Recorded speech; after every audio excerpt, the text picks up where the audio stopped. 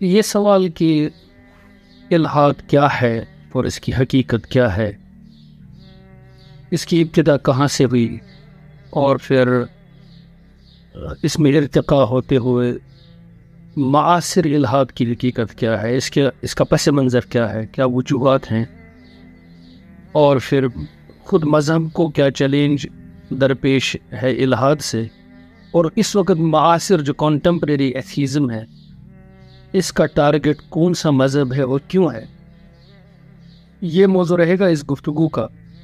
لیکن میں ذرا پیچھے چلا جاؤں اور الحاد کی حقیقت اور تاریخ بتانے کی اپنی طالب علمانہ حد تک کوشش کروں گا۔ لیکن اس کے ساتھ ساتھ میں یہ بات بھی عرض کرنا چاہوں گا کہ بہت ساری باتیں ایسی ہیں آج کل کا جو نیریٹو ہے، جو پیراڈائم بنا ہوا ہے، جس میں ہم آج کل تعلیم یافتہ بن رہے ہیں اور جس فریم ورک میں ہم لوگ ایجوکیشن حاصل کرتے ہیں، بہت سارے لوگ میری کئی باتوں سے ممکن ہے اتفاق نہ کریں، اور بہت کم لوگ جو بہت گہرائی میں جا کر تجزیہ کرنے کی، انالیسس کرنے کی بھرپور صلاحیت رکھتے ہیں، وہ شاید میرے ساتھ اتفاق کریں گے۔ سب سے پہلی بات یہ ہے کہ الحاد کی جو تاریخ ہے وہ بہت پرانی ہے، بہت پرانی۔ ہمیں تقریباً جب ہم انڈین لٹریچر کو بھی دیکھتے ہیں تو تقریباً حضرت عیسیٰ علیہ السلام سے 1000 سال پہلے کے لٹریچر میں ہم کو، ایون مذہبی لٹریچر میں بھی ہم کو خدا تعالیٰ کے وجود کے بارے میں تشکیک اور تردد کی باتیں ملتی۔ میں نے عرض کیا مذہبی لٹریچر میں بھی ملتی، اور اسی طرح سے خود کچھ مذاہب بھی ایسے ہیں جن کی بنیاد میں خدا کا کوئی تصور موجود ہی نہیں ہے، جیسے بدھ مت، جہاں تصور خدا ہے ہی نہیں بنیاد مذہب کی، ایک فلسفہ زندگی ہے۔ خیر، اس موضوع کو میں اس وقت چھیڑنا نہیں چاہوں گا کہ مذاہب کی کتابوں میں بھی کہاں کہاں اللہ تعالیٰ کے وجود کے بارے میں انسان غیر یقینیت کا شکار رہا ہے، یہ ایک دوسرا موضوع ہے۔ لیکن یہ بات طے ہے کہ اللہ تعالیٰ کے وجود کے بارے میں اکا دکا انسانوں کے اندر شک اور تردد موجود رہا ہے۔ خود عالم اسلام کے اندر اگر آپ دیکھیں گے، کچھ مشہور ایسے ملحد جو تاریخ میں مشہور ہو گئے ہیں ان کا ذکر ملتا ہے۔ آپ نے بخوبی نام سنا ہوگا ابن راوندی کا، یہ عباسی دور کا ہے، یہ ملحد تھا جو خدا کے وجود کو نہیں مانتا تھا۔ ابن وراق کا نام آپ نے سنا ہوگا، جو 3 صدی ہجری کا آدمی ہے، یہ اللہ تعالیٰ کے وجود پر اور پھر حضور صلی اللہ علیہ وسلم کی رسالت پر اس کا شک تھا، نہیں مانتا تھا۔ خیر، اس تاریخی پس منظر کو ایک سائیڈ میں رکھتے ہوئے جو معاصر الحاد ہے اس کی بنیاد کیا ہے، میں ذرا اس کے پس منظر میں جانے کی کوشش کروں گا، اور میں یہ کوشش کروں گا کہ میری طالب علمانہ حد تک جو میرا مختلف ڈسپلنز کا مطالعہ رہا ہے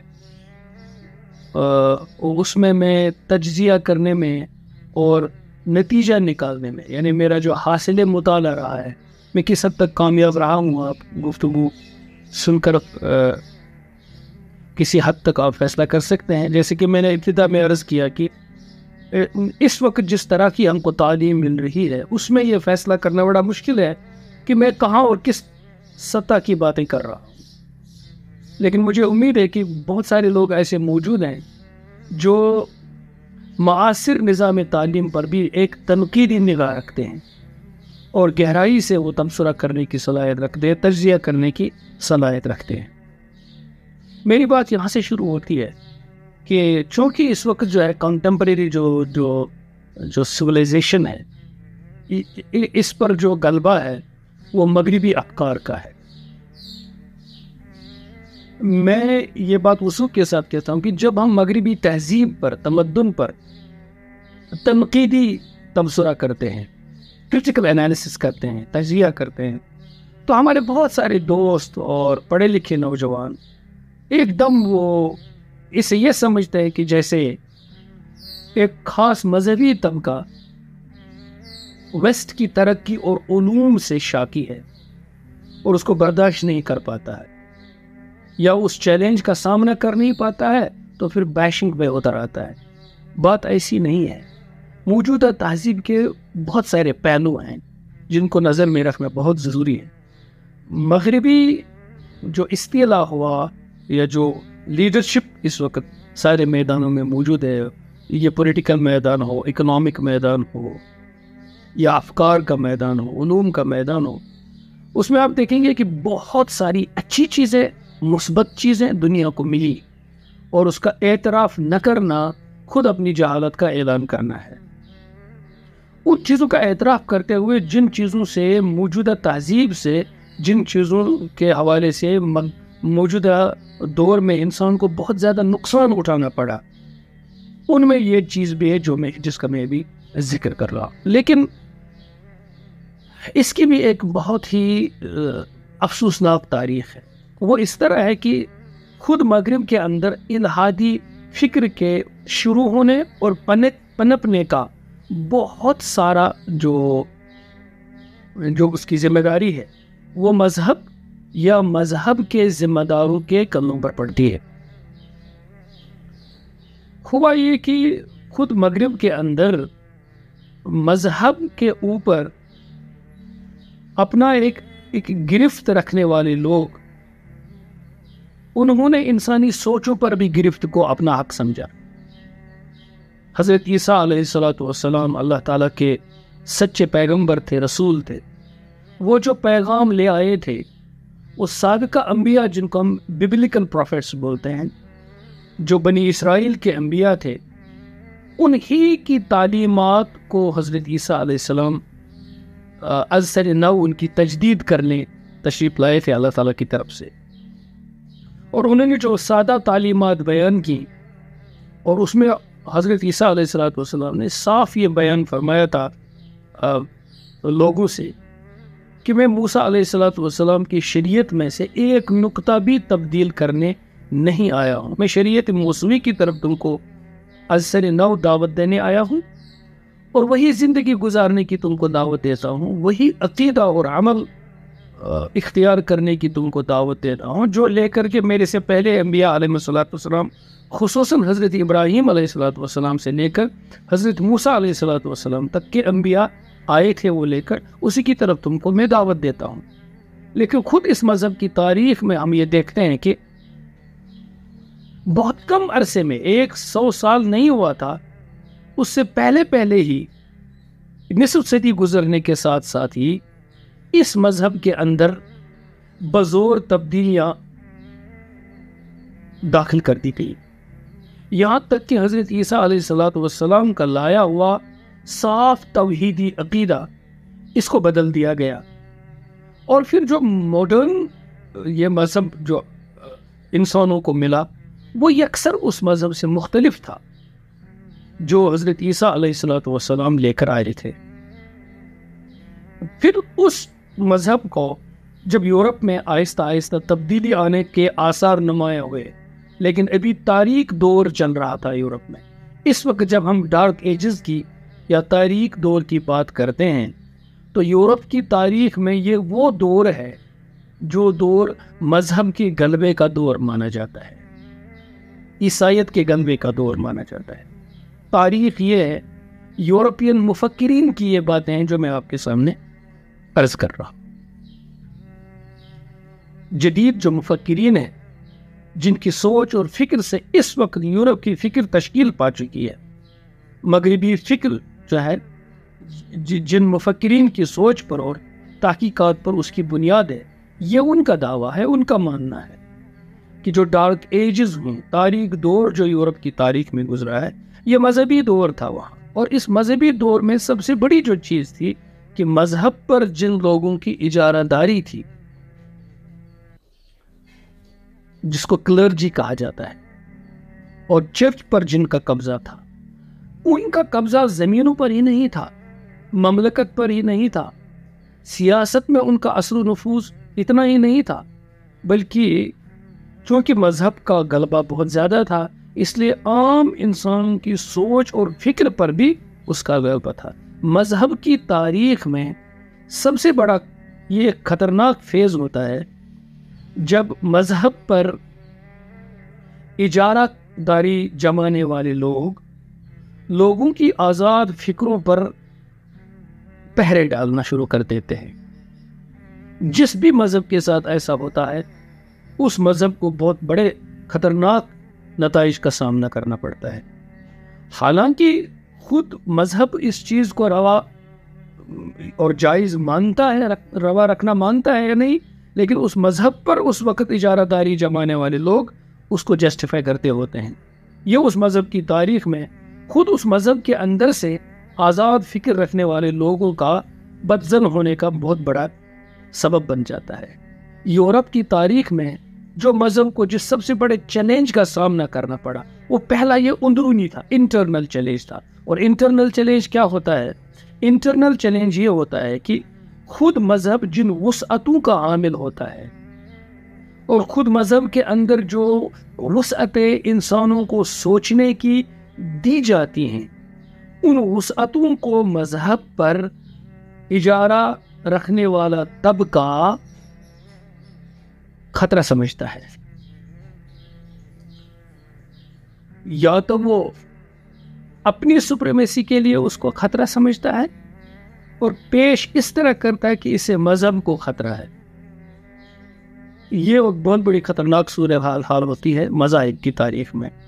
تو سیدھے الفاظ میں یہ سن لیجئے کہ یورپ میں جو عیسائیت اس وقت تھی، 15ویں صدی سے پہلے کی بات میں کر رہا ہوں، بلکہ 15ویں صدی کی دہلیز تک آتے آتے صورتحال یہ ہوئی کہ جو ماڈرن مذہب اس وقت تھا، جدید عیسائیت ان کے سامنے تھی، تو اس پر جو اجارہ داری جمی تھی چرچ کی، تاریخ کے ایک ادنا طالب علم کی حیثیت سے جو تجزیہ میرے ذہن میں آتا ہے، جو میرا حاصل مطالعہ ہے، وہ میں آپ کے سامنے رکھ رہا ہوں۔ وہ یہ ہے کہ خود مذہب کی انٹرپریٹیشن کرنے والوں کے ذہن کے اندر ایک ایسا احساس ابھرنے لگا تھا جو نئی فکروں کے سامنے، جسے میں کہوں گا کہ احساس کمتری تھا۔ تو وہ خود مذہبی کتابوں کی اور تعلیمات کی تشریحات اس طرح کرنے لگے جیسے لگتا تھا کہ ہر زمانے کے مطابق ان تعلیمات کو، ان کی ریلیونس کو، ان کی معنویت کو ثابت کرنے کے لیے جو چیز مارکیٹ میں قبول عام پا چکی ہوتی، جو نظریہ لوگوں کے سامنے علم کے نام پر قبول ہو چکا ہوتا تھا، وہ مذہبی طبقہ اس نظریے کو ایک دم ثابت کرنے کی کوشش کرتا تھا۔ یہ بھی مذہبی کتاب میں موجود ہے۔ قرآن مجید میں اس کو لفظ مضاحات سے ظاہر کیا گیا ہے، یضاہئون قول الذین کفروا۔ یہ ایک ذہنی کیفیت ہوتی ہے کہ ایک چیز لوگوں کے اندر رواج پا گئی، لوگوں کے ذہنوں نے اس کو علم کی حیثیت سے قبول کر لیا کہ یہ علم ہے اور ثابت شدہ علم ہے، اور اب اگر آپ اس کو نہ مانیں تو آپ بیکورڈ ہیں، آپ قدامت پسند ہیں، آپ تاریک ذہن کے عامل ہیں۔ تو پھر آپ کے اندر ایک احساس کمتری پیدا ہونا شروع ہو جاتا ہے کہ اس کو قبول کرنا مجبوری بن جاتی ہے۔ یہ اس وقت کی جو مذہبی اس وقت جو طبقہ تھا، اس کے اندر یہ ذہن بننا شروع ہوا۔ تو انہوں نے کیا کیا کہ نئے نئے نظریات کو ایک دم مذہبی لیبل لگانا شروع کر دیا۔ کئی موقعوں پر میں یہ بات عرض کر چکا ہوں، اور کئی جگہوں پر یہ بات میں لکھ بھی چکا ہوں کہ یورپ کے اندر نشأت ثانیہ سے پہلے نیا انقلاب جو روشن خیالی کا آیا، رینیسانس کا آیا، اس سے پہلے مذہبی طبقے نے کچھ ایسی باتوں کو بھی مذہبی لیبل کے طور پر، مذہبی خیالات اور نظریات بلکہ عقائد کے طور پر پیش کرنا اپنے لیے بہتر سمجھا، مناسب سمجھا، جو اس وقت تو سائنس کی حیثیت سے لوگوں میں مشہور ہوئے لیکن بعد میں وہ مفروضے ثابت ہوئے۔ اس سے پہلے کہیں عرض کیا ہے کہ جیسے دیکھیے پہلے یہ کہا جاتا تھا کہ یہ جو زمین ہے یہی مرکز دنیا ہے، کائنات کی مرکز ہی ہے، اور باقی جتنے بھی ہیونلی باڈیز ہیں، اجرام سماء میں، وہ گھومتے ہیں زمین کے گرد، زمین سینٹر میں ہے، جسے جیو سینٹرک تھیوری کہتے تھے، جیو سینٹرسزم۔ لیکن بعد میں یہ غلط ثابت ہوا۔ لیکن غلط ثابت ہونے سے پہلے چونکہ یہ فلسفے کی دنیا میں آیا تھا، پہلے والی جو سائنس تھی وہ فلسفہ تھا، اور آج کی جو سائنس ہے یہ آج کا فلسفہ ہے۔ فلسفہ کیا ہے اصل میں؟ بیچ میں ایک بات آئی، فلسفہ ہوتا ہے مابعد طبیعیاتی مسائل کو ڈسکس کرنے کا ڈسپلن، میٹافزیکل ایشوز اس میں ڈسکس ہوتے ہیں، اس میں اللہ تعالیٰ کے وجود کے بارے میں باتیں ہوتی ہیں، یہ فلسفہ ہوتا ہے۔ اور سائنس فزیکل ورلڈ میں ہوتی ہے، اس کی باتیں کرتی ہے، اس کو وجود باری تعالیٰ کے ساتھ زیادہ یہ چیزیں نہیں ہوتی ہیں۔ موجود جو دنیا ہے، محسوس دنیا ہے، سائنس اس میں اپنی جولنگاہیں دکھاتی ہیں۔ لیکن آج کل کی جو سائنس ہے یہ خدا کے وجود کے بارے میں کہنا شروع کر دیتی ہے۔ اس طرح سے آج کل کی جو سائنس ہے وہ فلسفے کی حدود میں داخل ہوگی، اور پرانے زمانے میں چونکہ سائنس اس طرح نہیں تھی، پرانے زمانے کی سائنس فلسفہ ہی تھا۔ چونکہ اب ٹیکنالوجی میں اتنی ترقی ہوئی ہے، جو پرانے زمانے کے فلاسفرز تھے اس وقت کے سائنسدان وہی تھے، اور وہ نظریاتی طور پر کی جو علوم وہ ثابت کرتے تھے وہی اس وقت کی سائنسی علوم ہوا کرتے تھے۔ تو نظریاتی طور پر بیٹھے اس وقت کے مفکرین یا فلسفیوں نے کہا تھا کہ اس کائنات کا جو مرکز ہے وہ زمین ہے۔ لیکن بعد میں ٹیکنالوجی آئی، گیلیلیو نے ٹیلیسکوپ سے ثابت کیا کہ زمین اس کائنات کا مرکز، کم سے کم اس نظام شمسی کا مرکز ہے ہی نہیں، سولر سسٹم کا مرکز ہے ہی نہیں، وہ تو سورج ہے۔ اب مسئلہ اگر سائنس کی میدان کا ہوتا تو وہاں یہ کوئی ایشو نہیں ہے، وہاں یہ ایک حوصلہ افزا بات ہے۔ سائنس کا مطلب ہی یہی ہے کہ یہ روز بروز ترقی کرتی ہے، ذہن میں وسعتیں پیدا ہوتی ہیں، عقل سوچتی ہے، نتائج اخذ کرتی ہے، تجربات کرتی ہے۔ اس طرح سے سائنس ترقی پہ رہتا ہے، یا انسان کے علوم بڑھتے رہتے ہیں، سوچ بدلتی رہتی ہے۔ یہ ہے سائنس کی حقیقت۔ تو یہ ایک جگہ جمے گا نہیں، اس کے بجائے جو مذہب کا عقیدہ ہوتا ہے وہ ایک ہی جگہ جمتا ہے، عقیدہ بدلتا نہیں ہے۔ عقیدے بدلتے رہیں گے تو پھر مذہب کی بنیاد ہی نہیں رہے گی۔ مذہب کی بنیاد عقیدے پر ہوتی ہے، سائنس کی بنیاد تحقیق پر ہوتی ہے، اور وہ تحقیق بدلتی رہتی ہے۔ لیکن بعد میں کچھ چیزیں ایسی ہوتی ہیں جو سائنس میں بھی عقیدے کی شکل اختیار کر لیتی ہیں، یعنی اس وقت اس میدان میں سائنس میں جمود آ جاتا ہے، ٹھہراؤ آ جاتا ہے۔ مثلا یہی بات کہ زمین گول ہے، اب یہ ثابت ہو چکا ہے، کم سے کم سائنسی میدان میں ثابت ہو چکا ہے، اور زمین جو ہے وہ سورج کے گرد گھومتی ہے، اب یہ ثابت ہو چکا ہے۔ تو سائنسی میدان میں یہاں اب مزید ترقی نہیں ہوگی اس میں کہ آیا زمین گول بھی ہے یا نہیں۔ تو جو ایڈمٹڈ سائنس ہوتی ہے وہ فیکٹ بن جاتی ہے، اور وہ سائنس میں اگر ہم اس کو مذہبی ٹرمینالوجی استعمال کریں گے وہ سائنس کا عقیدہ بن جاتا ہے۔ اس میدان میں سائنس رک جاتی ہے، جمود آ جاتا ہے۔ اس سے کیا ثابت ہوا؟ اس سے ثابت ہوا جب بھی کوئی چیز عقیدہ بنتی ہے تو اس میں جمود آ ہی جاتا ہے، یہ فطری چیز ہے، نیچرل ہے۔ تو جب مذہب عقیدہ پیش کرتا ہے وہاں جمود ہی ہوگا، اور جہاں بات عقیدے کی نہیں ہوگی اجتہاد کی ہوگی، مزید ریزنیبل ڈیڈکشن کی ہوگی، نتائج نکالنے کی ہوگی، وہاں وسعتیں ہوتی ہیں۔ اور جس مذہب میں یہ وسعتیں زیادہ ہوں گی وہ زمانے کی رفتار کے ساتھ آگے بڑھتا چلا جائے گا۔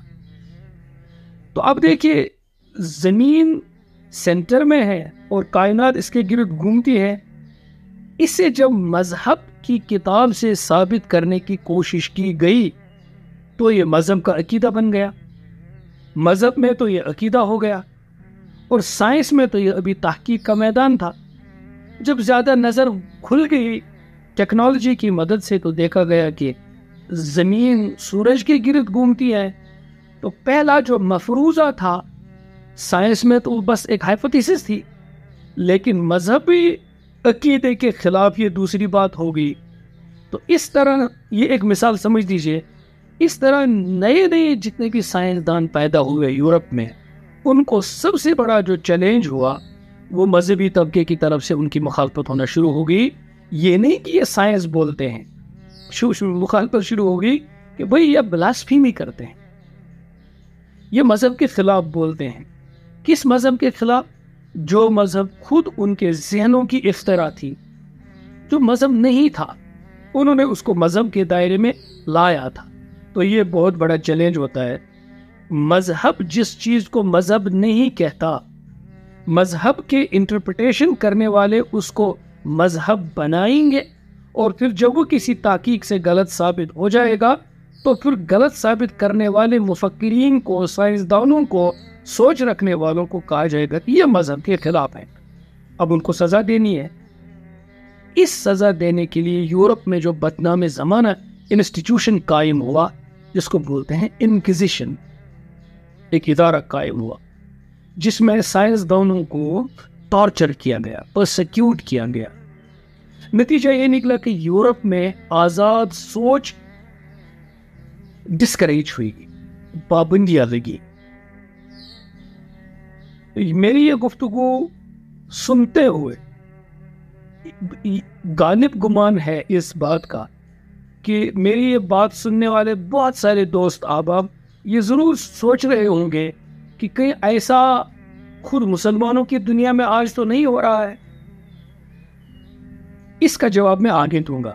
مجھے نہیں لگتا کہ اس گفتگو میں اس کا موقع مجھے ملے گا اس مختصر سی ویڈیو میں، لیکن پہلے ہی میں اس سوال کو خود ہی اٹھا رہا ہوں اور آگے تفصیلی جواب میں کسی اور گفتگو میں اس سوال کا دوں گا کہ اس کی نوعیت کیا ہے، اور انشاءاللہ کوشش کروں گا کہ تشریفی بخش جواب اس وقت ملے۔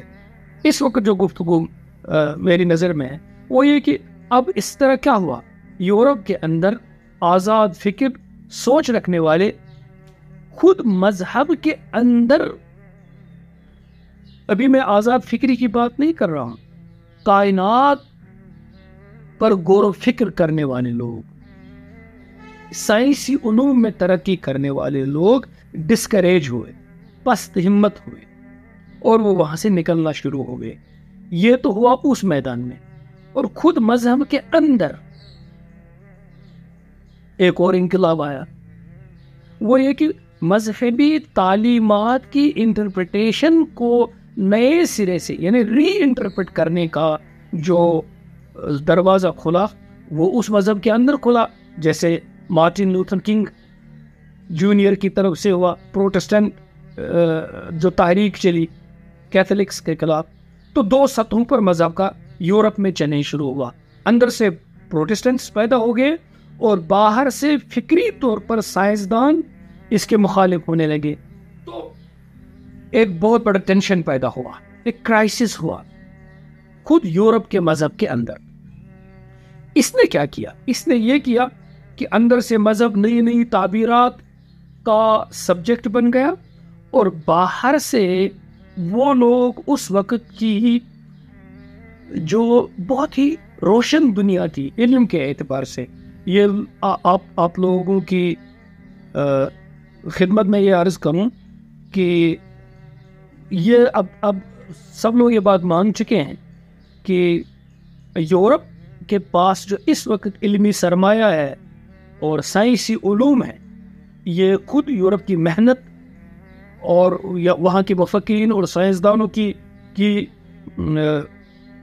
جان کاوشوں کا نتیجہ تو ہے ہی، لیکن یونان سے جو علوم مسلمانوں نے اخذ کیے صدر اول میں ہی، جو علوم ترجمے کے ذریعے سے مسلمان سائنسدانوں نے گریک نالج سے حاصل کر لیے وہ جمع ہو گئے ہسپانیہ میں، اندلس میں، اسپین میں، اور اسپین کے ذریعے سے بعد میں وہ یورپ میں آئے اور پھر یورپ نے ان کو ڈیولپ کیا۔ تو گویا گریک نالج سے آ کر کے مسلمان اس کے حامل بنے اور مسلمانوں نے اس کو پھر ایک ورثے کے طور پر یورپ نے اس کو اختیار کیا۔ یہاں ایک اور سوال اٹھتا ہے کہ مسلمانوں سے ان علوم کو لینے والا یورپ کس طرح بنا، خود مسلمان اس لیگیسی کو آگے بنانے میں کامیاب کیوں نہیں ہوئے؟ ایک سوال یہ بھی ہے، اس پر بھی الگ گفتگو ہو جائے گی انشاءاللہ، یہ بھی کسی ویڈیو کا میں موضوع بناؤں گا، ایسا کیا ہوا تاریخ میں۔ خیر، چونکہ میں نے یہ گفتگو تمہیدی نوعیت کی ہوگی، اس لیے اس گفتگو میں کئی قسم کے موضوعات اٹھیں گے، کئی قسم کے سوالات اٹھیں گے، میں ان کی نشاندہی کروں گا اور اگلی ویڈیوز میں ان کو انشاءاللہ میں ان کی وضاحت کرنے کی کوشش کروں گا۔ خیر، اس بات کو آگے بڑھاتے ہوئے میری گزارش یہ ہے کہ چونکہ اس وقت اسپین میں علوم پنپ رہے تھے، فکری آزادی تھی، اس فکری آزادی کی سب سے بڑی وجہ ایک تھی، وہ یہ کہ خود قرآن مجید کے اندر کائنات کو تحقیق کا موضوع بنانا، سبجیکٹ آف انویسٹیگیشن، ریسرچ بنانے کا جو اشارہ ہے وہ خود قرآن مجید میں موجود ہے۔ سینکڑوں آیات ہیں قرآن مجید میں جن میں یہ قرآن پڑھنے والوں کو بتایا گیا تھا کہ خدا تعالیٰ کی معرفت اور اس کی قدرت اور اس کی ربوبیت کو سمجھنا ہو عقل سے تو تمہارے سامنے کائنات ہے، اللہ تعالیٰ کی تخلیق ہے، اللہ تعالیٰ کی تخلیق پر غور کرو، سوچو، اور سوچو کس سے؟ جو عقل تم کو اللہ تعالیٰ نے دی ہے۔ تو بیک وقت دو چیزیں بہت بڑی میننگ فل ہوگی، ایک انسانی عقل اور شعور، اور انسان کے اندر نتیجہ نکالنے کی صلاحیت کا اثبات، یعنی ان کو ماننا۔ قرآن مجید نے اس چیز کو ریکوگنائز کیا، انسان میں عقل ہے اور بہت بڑی نعمت ہے، اس عقل سے انسان علم حاصل کر سکتا ہے، اس کو بھی مان لیا، اور اس علم سے خدا تعالیٰ کے وجود اور اس کی ربوبیت اور اس کی خلاقیت پر استدلال کر سکتا ہے، یہ بھی بات مان لی گئی قرآن میں۔ اور پھر اس کائنات کو سائنس کی جولانگاہ بنا سکتا ہے، اس طرح سے سائنسی علوم کی نشاندہی کی گئی اور ان کی قبولیت کا اشارہ دیا گیا، نتائج صحیح نکلیں گے۔ اب صرف یہاں ایک ہی بات رہتی تھی، یہ نتائج جو انسان اپنی عقل سے نکالے گا یہ کب حتمی ہوں گے اور کب ابھی بھی سبجیکٹ آف انویسٹیگیشن ہوں گے۔ اس کے لیے جسٹ یہ فریم ورک دیا گیا تھا کہ اگر یہ نتائج خدا تعالیٰ کی وحی کے مطابق ہوں گے تو انسان نتائج پر پہنچ گیا، اور اگر یہ خدا تعالیٰ کی وحی کے مخالف ہوں گے تو مورد الزام تو نہیں ہے، لیکن ابھی انسان کو تحقیق کے میدان میں اور اپنی کوشش کرنی پڑے گی۔ یہ ہے صحیح نقطہ نظر۔ انسان جس طرح سے سائنس میں ایک تحقیق کر کے سامنے آتا ہے تو وہ اپنی تحقیق کو حتمی نہیں بتاتا، پہلے ایک ہائپوتھیسس ہوتی ہے، تھیوریز بنتی ہے، آگے بنتی ہے، بعد میں وہ فیکٹ کی شکل اختیار کر لیتا ہے۔ تو یہ فریم ورک بتایا گیا کہ اگر انسان کی تحقیقات قرآن مجید کی بتائی ہوئی وحی کے مطابق ہوں گے تو سمجھ لیجئے کہ انسان کے علم کے نتائج درست ہو گئے۔ اگر کنٹرڈکشن انہوں نے کیا، وہ کنٹرڈکٹری ہو گئے خدا تعالیٰ کی وحی کے ساتھ، تو یہاں دو صورتیں ہوں گی، ایک خدا تعالیٰ کی وحی کی صحیح سمجھ اور جو علوم ہمارے پاس آ رہے ہیں تحقیق سے ان کی صحیح سمجھ۔ جب یہ طے ہوا کہ اللہ تعالیٰ کی وحی کی صحیح سمجھ وہی ہے جو پیغمبر اسلام صلی اللہ علیہ وسلم اور آپ صلی اللہ علیہ وسلم کے شاگردان جو صحابہ کرام تھے انہوں نے جو اس کی سمجھ اختیار کی تھی، اس سمجھ کو سٹینڈرڈ سمجھ بنایا گیا، اس انٹرپریٹیشن کو ایک معیار تسلیم کیا گیا اسلام میں۔ کسی مولوی صاحب کی، کسی مفتی صاحب کی، کسی مذہبی ادارے کی سمجھ کو الگ چھوڑیے، مذہب کے عقائد کی جو اصل تفہیم ہے، تشریح ہے، وہ ہونی چاہیے جو خود رسول اکرم صلی اللہ علیہ وسلم سے، خود قرآن سے اور صحابہ کرام سے منقول ہو، یا صدر اول سے جو خیر القرون ہے۔ جب وہ تشریح اور وہ تعبیر اور وہ انٹرپریٹیشن وہاں سے منقول ہے، پھر جو معاصر علم ہے، جو سائنسی علوم ہے، جب وہ ان کے ساتھ مطابقت دکھاتے ہوں تو ہم مان لیں گے کہ بھئی ان علوم میں انسان کا نتیجہ صحیح نکلا ہے اور یہ قابل قبول ہے۔ اور اگر اس کا اس سٹینڈرڈ انٹرپریٹیشن کے ساتھ کنٹرڈکشن ہو رہا ہے تو یہ تسلیم کریں گے کہ ابھی اس سائنس کے میدان میں انسان کو مزید ترقی کرنے کی ضرورت ہے، یہاں تک کہ اس کا نتیجہ بالکل وہی نکلے گا جو خدا تعالیٰ کی وحی نے پہلے ہی بتایا ہے۔ یہ ہے نظریہ اسلام کا۔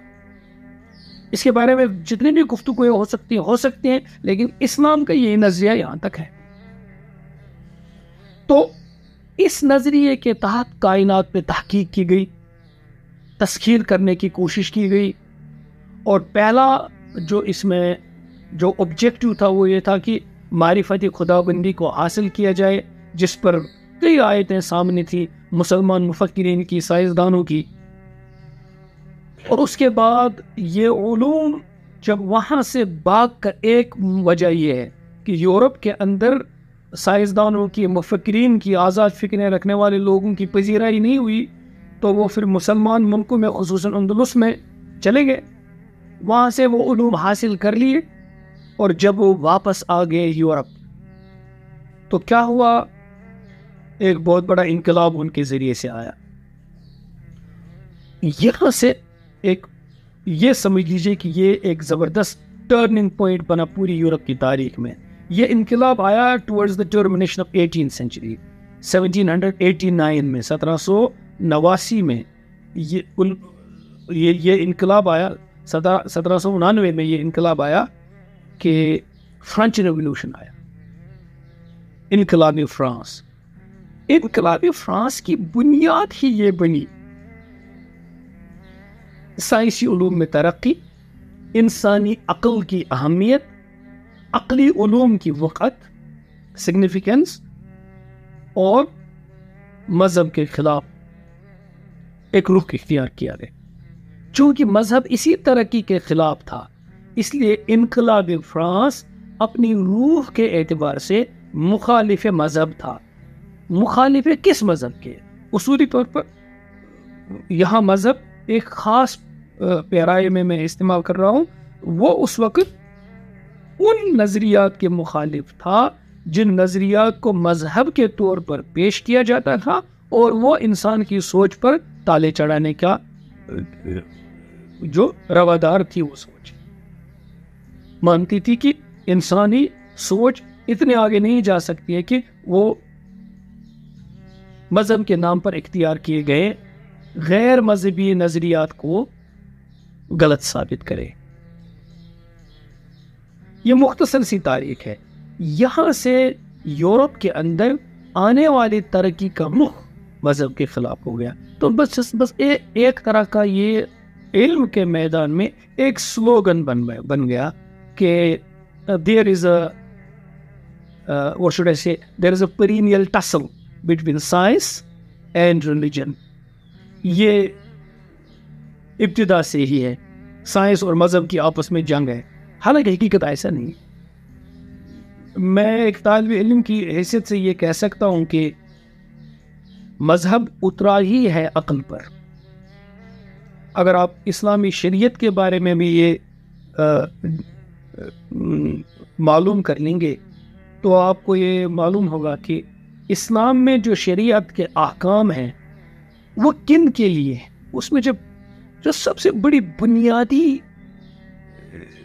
جس چیز کی ضرورت ہے وہ یہ کہ اسلامی شریعت کے تمام احکام اہل عقل پر لاگو ہوتے ہیں۔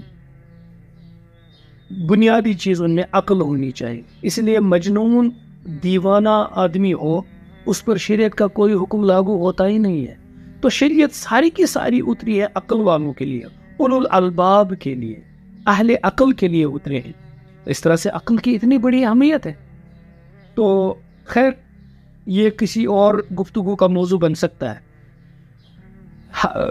یہ اس لیے مجھے کہنا پڑا کہ ستم ظریفی یہ ہے کہ جب ہم بھی، ہمارے بھی خطیب حضرات جب بولنا شروع کر دیتے ہیں تو وہ اس طرح بولتے ہیں کہ بھائی اسلام کو سمجھنا ہو تو عقل کو ذبح کرنا پڑتا ہے، اور اس سے بہت بڑی غلط فہمیاں پیدا ہو جاتی ہیں، خصوصاً اس طبقے میں جن کے ہاں عقل ہی معیار کل ہے. اس طبقے میں تو بڑی زیادہ ہی غلط فہمی پیدا ہوتی ہے. اور پھر یہ عقل بھی معیار کل کیسے بنی، اس کی ابتدا تک تو میں پہنچ گیا ہوں. فرینچ ریولوشن ہوا، اور فرینچ ریولوشن نے ایک دم اپنی کوک سے جنم دے دیا انلائٹنمنٹ کو، دور روشن خیالی. یہ جو روشن خیالی کا دور ہے، اسے روشن خیال اس لیے کہا گیا کہ جو بھی آدمی مذہب اور مذہب کی باتیں کرتا ہے وہ تاریک خیال ہے. کیوں؟ کیونکہ وہ میڈیول سوچ کا آدمی ہے، میڈیول ٹائمز کا آدمی ہے، ڈارک ایجز کا آدمی ہے. اس لیے ایک لٹریچر میں بھی یہ بنا کہ اب ہم نے کسی کو بتانا ہوگا کہ تم قدامت پسند ہو، کہیں گے کہ تم میڈیول سوچ کا آدمی ہے، یہ تاریک دور والا آدمی ہے.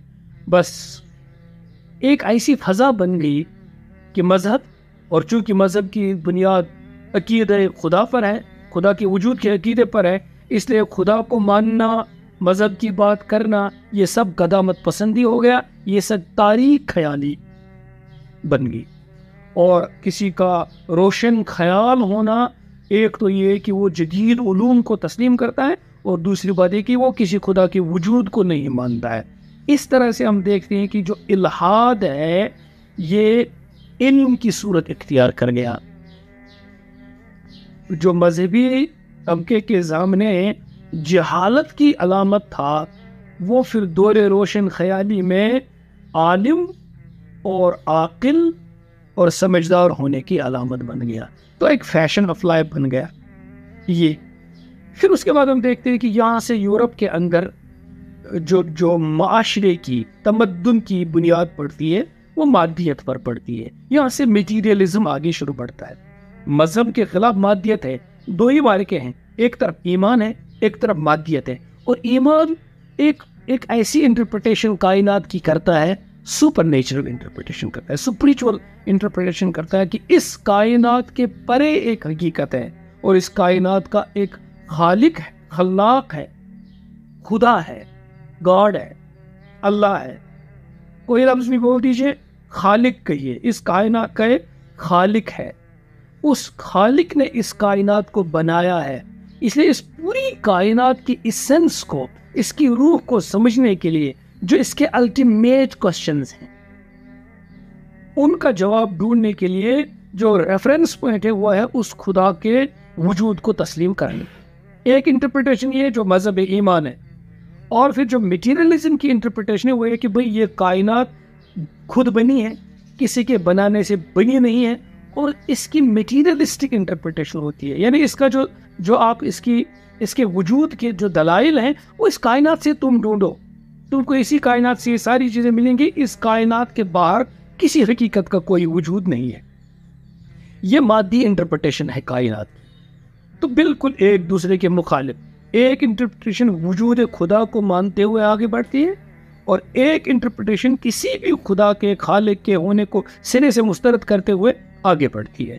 تو یورپ اب اس دوسری سطح راستے پہ چل پڑا. اب مادی جو تعبیرات ہیں وہ اس کائنات کی شروع ہونے لگی. اس میں پھر بہت سارے مفکرین یورپ میں پیدا ہوئے، جیسے بیولوجی کے میدان میں چارلز ڈارون آئے. انہوں نے ایک حیاتیاتی علوم کے ذریعے سے یہ ثابت کرنے کی کوشش کی کہ کائنات کا کوئی خدا نہیں ہے. اسی طرح سے آپ دیکھیں گے کہ پھر نفسیاتی طور پر اسی چیز کو ثابت کرنے کے لیے کہ بھئی انسان اپنے خود اندر کے کی، جیسے مذہب والے یہ کہتے تھے کہ انسان کی جو فطرت ہے وہ خدا کے وجود کی طرف مائل ہے، وہ خدا کے وجود کو مانتی ہے، وہ اس کی قائل ہے. یعنی فطرتی انسانی وجود خدا کا اقرار کرتی ہے. تو پھر ہم دیکھتے ہیں کہ فرائڈ نے جو نظریات پیش کیے علم نفسیات سائیکالوجی کے میدان میں انہوں نے یہ کہا کہ انسان کی نفسیات ہم کو یہ بتاتی ہے کہ کوئی خدا کا وجود نہیں۔ فلسفی کی دنیا میں بہت سارے لوگ آئے، جیسے مین اس میں بہت زیادہ مشہور جو ہے برٹرینڈ رسل کے نظریات کو آپ دیکھ لیجئے۔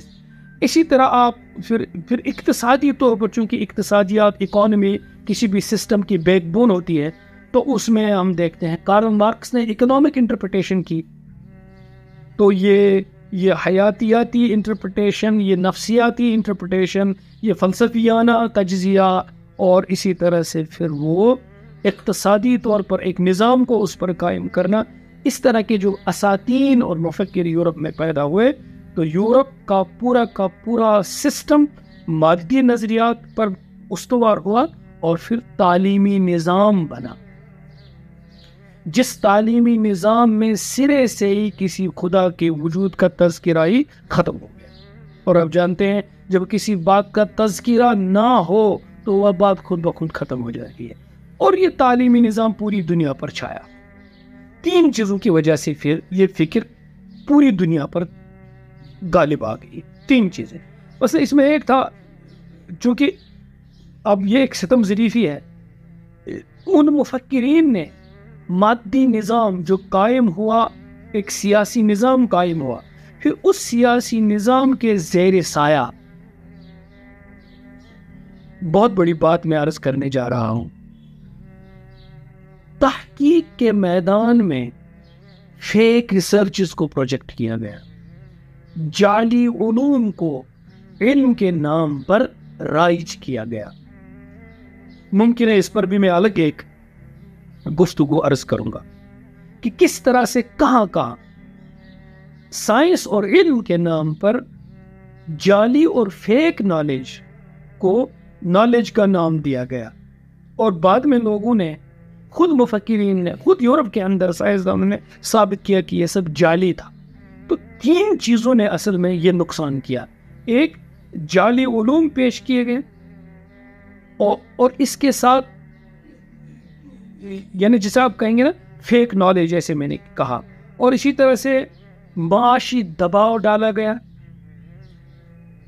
قوموں پر، ملتوں پر، جہاں مذہبی نظریات پر لوگ زندگی گزارتے تھے، معاشی دباؤ، اکنامک پریشر ان ملتوں پر، ان اقوام پر ڈالا گیا، اور یہ سب ہوا سیاسی دونس، پولیٹیکل ہیگمنی جسے آپ کہیں گے، اس کی بنیاد پر۔ یہ 3 چیزیں جس کو آج میں بہت محتاط اور طالب علمانہ اور ادنا جو میرا تجزیہ ہے اس کی روشنی میں کہوں گا کہ یہی روح ہے اصل میں گلوبلائزیشن کی۔